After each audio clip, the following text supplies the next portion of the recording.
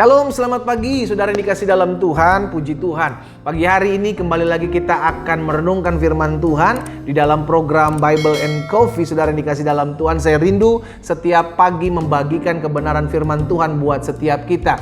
Karena Alkitab jelas mencatat, diberkatilah orang yang mengandalkan Tuhan, yang menaruh pengharapannya hanya kepada Tuhan. Karena itu setiap hari kita mau merenungkan firman Tuhan, karena kita percaya Yesus sendiri yang mengatakan, carilah kerajaan Allah serta kebenaran itu terlebih dahulu, maka semuanya akan ditambahkan yang baik kepadamu. Mari kita berdoa, kita datang kepada Tuhan. Bapa, terima kasih buat pagi hari ini. Karena anugerah Tuhan, karena kasih karunia Tuhan, kami boleh ada sebagaimana kami ada. Pagi hari ini kami akan merenungkan firman-Mu. Tuhan bicara bagi masing-masing kami, Roh Kudus urapi kami, sehingga dengan roh hikmat dan wahyu kami mengerti akan kebenaran. Dan biarlah kebenaran itu yang memerdekakan hidup kami. Di dalam nama Tuhan Yesus Kristus kami berdoa. Haleluya. Amin, amin. Puji Tuhan. Saudara yang dikasih dalam Tuhan, ada satu kebenaran firman Tuhan saya mau sampaikan buat setiap kita. Di dalam 1 Petrus pasalnya yang pertama, ayatnya yang ketiga. 1 Petrus pasal pertama ayat ketiga, Alkitab bilang begini, terpujilah Allah dan Bapa Tuhan kita Yesus Kristus, yang karena rahmat-Nya yang besar telah melahirkan kita kembali. Sama-sama bilang sama saya sudah lahir kembali.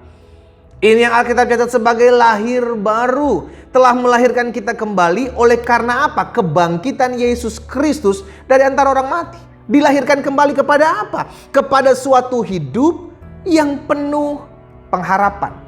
Jadi dulu hidup kita sebelum kita terima Yesus adalah hidup yang sia-sia. Hidup yang tidak memiliki pengharapan. Hidup yang berjalan seperti itu aja. Ya udahlah, kemana-mana lah saya jalan lah, yang penting saya masih hidup, ya kan? Tapi ketika kita menerima Yesus, ketika kita menerima Yesus sebagai Tuhan dan Juru Selamat, maka hidup kita, Alkitab catat, memiliki hidup yang penuh dengan pengharapan. Iya kan?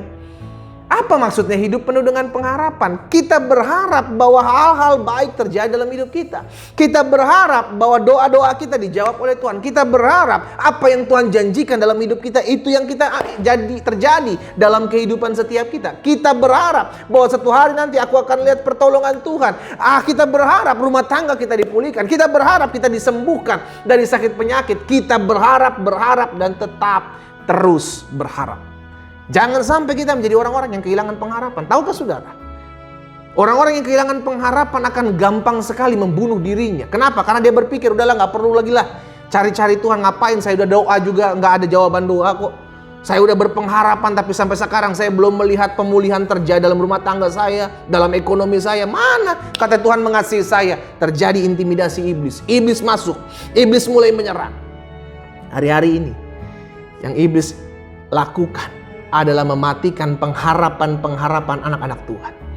Gak peduli seberapa banyak engkau sering ke gereja, gak peduli seberapa banyak engkau sering berdoa, tapi kalau engkau tidak punya pengharapan akan janji Allah, maka sia-sialah apa yang engkau jalani hari ini. Kenapa? Karena pengharapan itu seperti sau, Alkitab katakan, ya kan? Dalam Ibrani pasal 6 ayat 19.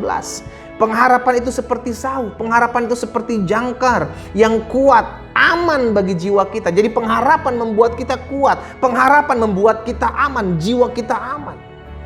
Amin, saudara. Jadi tetaplah terus berharap. Kenapa? Karena pengharapan kita bukan kepada manusia, saudara. Pengharapan kita kepada Kristus. Karena kita tahu pengharapan kita kepada Tuhan tidak akan pernah dikecewakan. Kalau kita berharap kepada manusia, Alkitab katakan, terkutuklah orang yang mengandalkan manusia. Tapi pengharapan kita adalah pengharapan kepada Tuhan, dan Dia adalah setia kepada apa yang Dia janjikan. Amin. Kita terus berharap. Kenapa? Karena iman kita adalah kepada janji Tuhan, dan Dia yang berjanji adalah setia akan kepada apa yang Dia janjikan. Kalau hari-hari ini engkau mulai kehilangan pengharapan, saya mau berdoa buat saudara.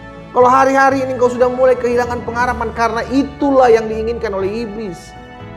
Setan inginkan setiap kita anak Tuhan di akhir zaman kehilangan pengharapan, karena ujung-ujungnya kehilangan pengharapan, kita akan ambil jalan pintas. Percuma saya berdoa buat suami saya pendeta. Percuma saya berdoa buat istri saya, nggak ada perubahan. Udahlah, saya cari yang lain aja. Itu yang diinginkan oleh iblis. Perpecahan. Bukannya terus berharap. Karena pengharapan kita kepada Kristus tidak akan dikecewakan. Roma 10 ayat 11. Karena kitab suci berkata, barang siapa yang percaya kepada Dia tidak akan dipermalukan. Bahkan Roma 5 ayat 5. Dan pengharapan tidak mengecewakan. Karena kasih Allah telah dicurahkan dalam hati kita oleh Roh Kudus yang telah dikaruniakan kepada kita. Jelas Alkitab mencatat orang yang percaya kepada Kristus tidak akan pernah dipermalukan. Sampai saat ini kau masih percaya? Tetaplah terus percaya, tetaplah terus berharap engkau tidak akan pernah dipermalukan. Apa yang Dia janjikan pasti akan digenapi. Katakan amin. Ya. Kalau hari-hari ini kau belum lihat jawaban doa, is okay. Berarti saatnya tetap terus berharap. Amin. Kalau hari-hari ini kita belum melihat adanya perubahan apa yang kita harapkan terjadi, berarti hari-hari ini kita harus tetap terus berharap. Mungkin bagian kita bertanya, sampai kapan saya harus berharap, pendeta? Sampai doamu dijawab. Sampai kapan kami harus berharap? Sampai Tuhan membukakan pintu-pintunya dalam hidupmu. Kalau belum, tetap berharap. Sederhana. Amin. Kalau kita mengerti janji Tuhan ya dan amin, kita gak akan pernah goyah dalam pengharapan hidup kita. Amin saudara. Yesus bangkit untuk memberikan hidupnya kepada anak-anaknya. Hidup yang penuh dengan pengharapan. Yesus gak mau setiap kita kehilangan pengharapan. Sehingga akhirnya ketika orang mulai kehilangan pengharapan, dia akan hilang kepercayaan. Mana katanya Tuhan tolong saya? Mana katanya Tuhan bela saya? Mana katanya janji Tuhan akan tergenapi? Sampai sekarang akhirnya di jalan pintas. Iblis menawarkan jalan pintas, saudara. Iblis memberikan jalan pintas. Nih, ayo datang aja nih.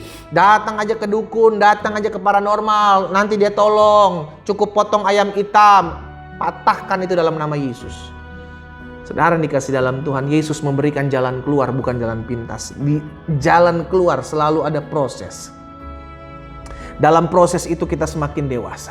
Jalan keluar harus ada yang namanya pikul salib. Dalam pikul salib itu kita semakin belajar mengerti apa yang menjadi kehendak Tuhan. Amin. Karena itu saya berdoa buat setiap saudara yang hari-hari ini sudah mulai kehilangan pengharapan. Tuhan tolong saudara untuk tetap terus memiliki pengharapan. Dasar kita jelas kok. Pengharapan kita kepada Tuhan tidak akan pernah dikecewakan. Pengharapan kita kepada Tuhan tidak akan membuat kita dipermalukan. Karena kita tahu kepada siapa kita percaya. Dan Tuhan sanggup menolong dan menopang hidup kita. Terus berharap. Karena pengharapan kita kepada Yesus yang adalah Tuhan dan Raja kita. Kita berdoa. Bapa, terima kasih buat benih firman-Mu. Kami bersyukur karena firman-Mu meneguhkan kami. Kami bersyukur karena firman-Mu mengingatkan kami. Bahwa apapun badai hidup kami harus tetap terus berharap. Karena kami percaya pengharapan kami kepada Tuhan tidak akan pernah dikecewakan. Karena itu, biarlah melalui firman-Mu pagi hari ini, ada anak-anak Tuhan yang mungkin sudah kehilangan pengharapan hari-hari ini. Hamba berdoa di dalam nama Yesus. Engkau mati bagi setiap kami, Engkau bangkit bagi setiap kami untuk memberikan kami hidup yang penuh dengan pengharapan. Kami tahu yang iblis inginkan hari-hari ini agar kami tidak lagi berharap kepada Tuhan, melainkan kami pakai kekuatan kami sendiri. Itu sebabnya kami berdoa di dalam nama Yesus. Teguhkan iman kami Allah, agar kami tetap terus percaya dan berharap kepadamu. Sehingga setiap umat Tuhan yang oleh anugerah Tuhan pagi hari ini mengambil waktu sejenak untuk merenungkan firman-Mu, dikuatkan oleh janji-janji Tuhan. Kami berharap bukan kepada manusia yang sering kali mengecewakan. Kami berharap kepada Tuhan yang janjinya adalah murni. Janjinya adalah ya dan amin. Karena itu ya Bapa, biar firman termaterai dalam hati kami. Hidup kami semakin hari semakin mempermuliakan nama Tuhan. Di dalam nama Yesus kami berdoa. Haleluya. Amin. Amin. Kita nikmati kopi kita saudara.